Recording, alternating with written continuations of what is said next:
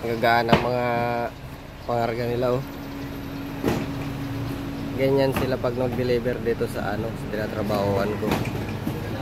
Palita-palita lang, oh. Kaya madali lang. Tapos magagaan pa yung pangarga nila, oh. Bilis lang matapos. Di sila masyado mahirapan kahit marami yung pangarga nila. Magagaan na, tapos di na sila mag-aakyat ng second floor, third floor, ganun. Pag magbaba sila, ano lang, palita-palita lang. Pag kayo mag-deliver sa ibang customer, akyatin pa mga second floor, third floor, ganun.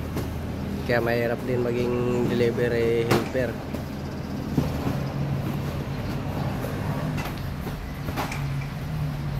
Pero maaga na, di pa kami nakakaalis. Wala pa yung driver namin.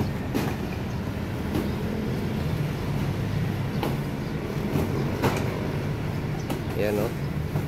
Tulong-tulong sila mga idol.